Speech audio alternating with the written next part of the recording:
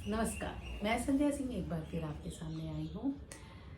जो लोग मेरा वीडियो आज पहली बार देख रहे हैं उनको, और जो पहले से देखते आ रहे हैं उनको मेरा सादर नमस्कार।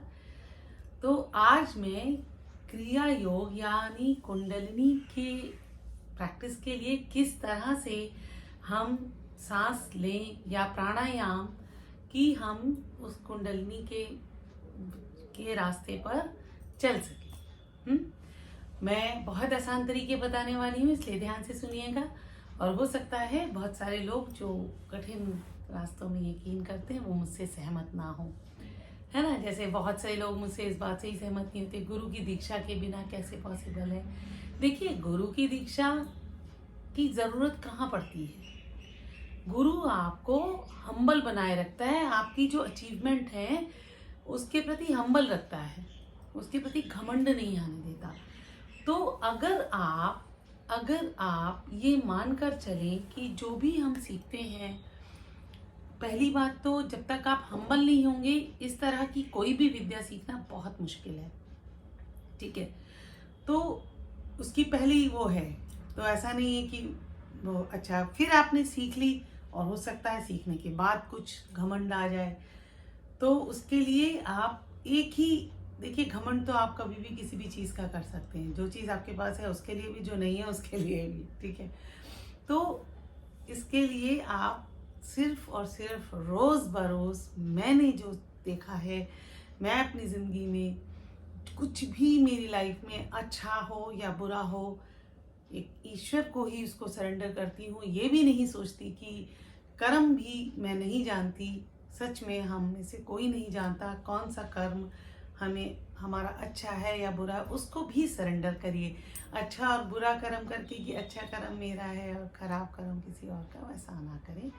तो ये है गुरु दीक्षा का रोल कि गुरु आपको हम्बल बनाए रखे। वैसे तो हम्बल बनाने के लिए सबसे बड़ा गुरु जो है ज्योतिष के हिसाब से शनि देव है ना, हम्बल बना देते पूरा।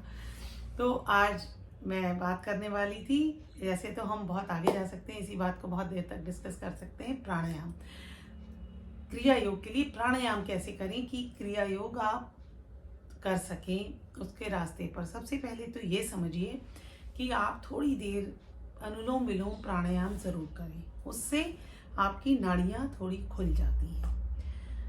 अब उसके बाद एक चीज़ और है कि जब हम सांस भरते हैं तो सांस भरते समय हमेशा ध्यान आपका टेल बोन और उससे आगे मल द्वार और आपके रिप्रोडक्टिव ऑर्गन के बीच में, एनस और रिप्रोडक्टिव ऑर्गन के बीच में जो एक बिंदु है, एक पॉइंट है, उस पर फोकस करते हुए सांस को भरें, ठीक है। ये बेसिक बता रही हूँ, उसके बाद हम बताएंगे कि कैसे होगा ये। तो वहाँ से भरना शुरू करें। जब पूरी सांस भर जाए उसके बाद आप सांस छोड़ें और सांस छोड़ते समय यहाँ पर ध्यान लगाएं, ठीक है। अब उसके लिए हमें बंध की ज़रूरत इसलिए पड़ती है कि सांस जो हमारी अपान वायु है, सांस छोड़ने वाली, उसका प्रवाह ऊपर की तरफ हो, ना कि नीचे की तरफ, अधोगति जिसको बोलते हैं वो नहीं।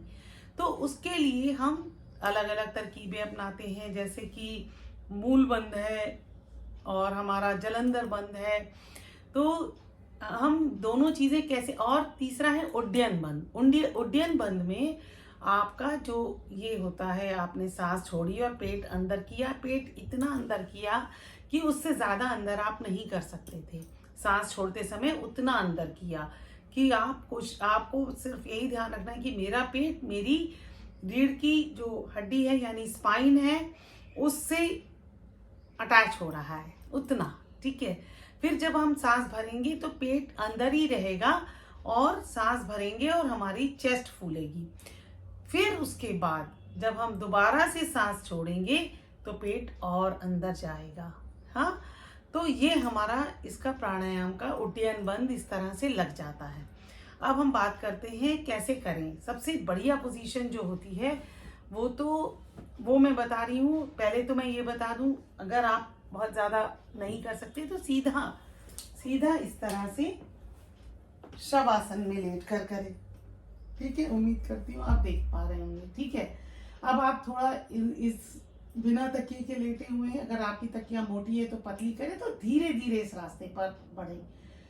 तो अब इसके बाद जैसे ये कर लिया, इसका आपको ठीक ठाक अभ्यास हो गया, फिर आप एक काम कर सकते हैं कि आप ये जो है आपका, ये मेरे पास एक बोल्स्टर है, आप देख लीजिए काफी टाइट है। इस बोल्स्टर को मैं इस तरह से रखूंगी कि मैं जो हूं, मेरा जलंधर बंध लग जाए बिना सर्वांगासन के। प्रॉपर तरीके से सर्वांगासन करना हर एक के लिए पॉसिबल नहीं है। याद रहे, आप अपनी लिमिट्स खुद डिसाइड करेंगे, मैं नहीं डिसाइड कर सकती, क्योंकि आप जानते हैं जो मेरे लिए आसान है वो आपके लिए मुश्किल है, और जो मेरे लिए मुश्किल है हो सकता है आपके लिए बहुत आसान हो। इस तरह से मैं ऐसे लेट गई, ठीक है। अब जब हम इस तरह से लेटते हैं तो हम देखेंगे कि हमारा जो हम बात कर रहे थे कि ऊपर की तरफ सांस छोड़ते समय ऊपर की तरफ प्रवाह हो, वो आसान हो जाता है। हाँ, और जब हम सांस भरते हैं तो बजाय यहाँ पर स्ट्रेस आने के नाक के आसपास, हम यहाँ से सांस भरते हैं और चेस्ट अपने आप खुल जाती है। हाँ, और ये उड्डयन बंद भी आसान हो जाता है। तो इस तरह से करके अब हम सांस भरना शुरू करेंगे। तो अपना टेल बोन पर के आगे जो हिस्सा है जो मैंने बताया, वहां पर ध्यान लगाएं, उस बिंदु को ढूंढें आंख बंद करके और उस जगह ध्यान लगाएं। उस जगह मेरे हाथ, ज़्यादातर मैं कोशिश करती हूँ अभी इस तरह से रखने की जिससे मुझे पता रहे मेरा पेट तो नहीं फूल रहा सांस भरते समय, है ना। तो अब मैं इस जगह पर मैंने ध्यान लगाया और मैं सांस भरना शुरू करती हूँ, ठीक है। और छोड़ने के लिए अब मैं शुरुआत कहाँ से करूँगी? सांस छोड़ने से। अब मैं सांस छोड़ने की शुरुआत करती हूँ। मेरा पेट अंदर गया, अब मैं सांस भरूंगी, पेट और अंदर चला जाता है, लेकिन मेरा ये वाला जो एरिया है, पेल्विक एरिया जो है, वो स्ट्रेच हो जाता है, ठीक है। तो मैं फिर से करती हूँ, दिखाती हूँ। सांस छोड़ी, मेरा ये एरिया स्ट्रेच हुआ, अब मैं सांस भरूंगी तो टेल बोन के आगे जो जगह है वहां पर ध्यान लगाऊंगी। अब जब मैं वहां ध्यान लगाऊंगी तो मेरा पेल्विक एरिया स्ट्रेच होता है। अब मैंने खूब अच्छे से कर लिया। अब मैं फिर जैसे सांस जो है मैंने भरी, अब मैं सांस छोड़ूंगी। अब मेरा पेट और अंदर गया, और ये जो मेरा जगह है, जो यहाँ पर जो नेक के पास जो जगह है, उस जगह आपकी सांस जो है वहां से आप लेते और छोड़ते हैं, और आपके जो सिर के अंदर जो नसें नाड़ियां हैं वो आपकी खुलती हैं ऑटोमेटिकली। जब आप सांस छोड़ रहे हैं तो वो नस नाड़ियां खुल रही हैं और रिलैक्स होती हैं। तो जब ये नस नाड़ियां खुलती हैं तब हम इसको यहाँ, ये हमारे लिए बहुत आसान है।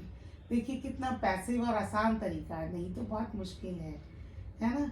तो अब जब मैं सांस भरूंगी तो कई बार मुझे ये भी सोचना पड़ सकता है, या मुझे अच्छा लगता है कि जिस तरह एक सांप जो है जब खड़ा होता है तो पूंछ के बल से जो है खड़ा होता है, तो ठीक वही इमेजिन कर सकते हैं कि आप सांस भर रहे हैं और वो पूंछ के बल आपका जो सांप है अंदर खड़ा हो रहा है, और जब आप सांस छोड़ रहे हैं तो वो खड़े का खड़ा है।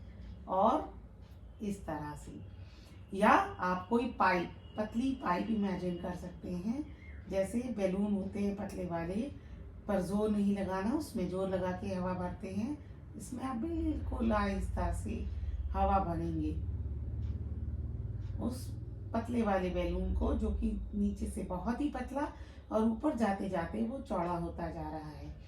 तो उसको हम इस तरह से करेंगे। जब हम सांस छोड़ेंगे तो ऊपर से सांस छोड़ते हुए और नीचे तक जाएंगे, ठीक। और इस तरह से क्या देखते हैं आप, जो पेल्विक एरिया है वो और ऐसे करके ये स्ट्रेचिंग बहुत अच्छी हो जाती है।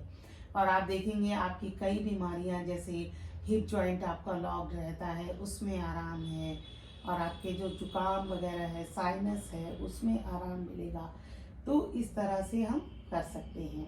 अनुलोम विलोम से भी जुकाम में बहुत आराम मिलता है। लेकिन ये जो मैंने आपको पैसिव तरीका बताया है प्राणायाम का, उम्मीद करती हूँ, और जब ये सारा खत्म हो गया फिर मैं इस तरह से भी शवासन कर सकती हूँ, और नहीं तो मैं करवट लेकर भी कर सकती हूँ। ठीक है, करवट वाला शवासन भी कर सकती हूँ। उसके लिए मैं जो हूँ राइट साइड में करवट लूंगी, और इस तरह से शवासन देखिए इस तरह से कर सकती हूँ। अगर आपको थोड़ा बहुत टॉवल की जरूरत पड़े तो ले लीजिए। शवासन किया, फिर जब शवासन मेरा 5 से 10 मिनट का हो गया, 15 मिनट भी कर सकते हैं, पर मैं 5 से 10 मिनट कह रही हूँ। उसके बाद आप आराम से आंख बंद करे ही उठेंगे, और उठने के बाद अपनी दोनों हथेलियों को, जैसे बॉल्स्टर है, मैं इस पर बैठूंगी, और दोनों हथेलियों को आपस में जोर से रगड़कर अपनी आंखों के ऊपर रखूंगी, और अपनी आंखें अंदर खोलूंगी। खोलने के बाद जो है हथेलियां हटा लूंगी, और हथेलियों को ऐसे करूंगी। तो ये मैं उम्मीद करती हूँ आपको इस तरह से प्राणायाम करने से जो क्रिया योग का जो अनुभूतियाँ हैं वो बहुत आसान हो जाएंगी। और एक बात मैं पहले भी बता चुकी हूँ, जो आज्ञा चक्र के लिए मैंने सूर्य की उपासना शुरू की है, उससे बहुत फ़ायदा होने वाला है, और सबको फ़ायदा होता है। जैसे मैंने बताया, मैं ज्योतिषी हूँ और अपना ये करती हूँ, हिप्नोथेरेपी करती हूँ, तो मेरे क्लाइंट्स की लाइफ में एक्चुअली क्या चल रहा है, हाँ, हिप्नोथेरेपी करते समय ये जानने से बहुत मदद मिलती है। तो कई चीज़ों में मुझे इस तरह मदद मिलती है ये उपासना करने से। ये बहुत ज़रूरी है हर एक इंसान के लिए, चाहे वो स्टूडेंट है, चाहे कोई भी है। अगर वो अपनी ज़िंदगी को बेहतर बनाना चाहते हैं तो उसका अभ्यास शुरू करिए, बहुत अच्छा होगा। इंट्यूशन बहुत अच्छी हो जाती है, क्रिएटिविटी बहुत अच्छी हो जाती है। कि ज्योतिष के पॉइंट ऑफ व्यू से भी हम देखते हैं तो सूर्य जो है क्रिएटिविटी का कारक है। तो आप इसको करिए, है ना। तो उम्मीद करती हूँ आपको इस तरह से समझ आ गया होगा कि किस तरह आपको सांस लेना और छोड़ना है, और आप इसका अभ्यास शुरू करेंगे। जिन लोगों ने अब तक नहीं किया है वो भी इस वीडियो से कर सकते हैं। और याद रहे, अगर आप बॉल्स्टर नहीं लगा सकते, अपने हिप्स के नीचे नहीं है, अपनी स्ट्रेचेबिलिटी स्टिफ है, तो कोई बात नहीं, आप शवासन से करिए। अगर आप तकिए के साथ करना चाहते हैं तो तकिए के साथ करिए, पर धीरे धीरे वो तकिया हटाने का होता है, हटाइए। तो इस तरह से आप करिए। उम्मीद करती हूँ अब आप शुरू कर देंगे। हाँ, फिर मिलती हूँ आपको एक यही चीज़ें और आसानी के साथ करने के लिए तैयार रहिए। तब तक के लिए नमस्कार।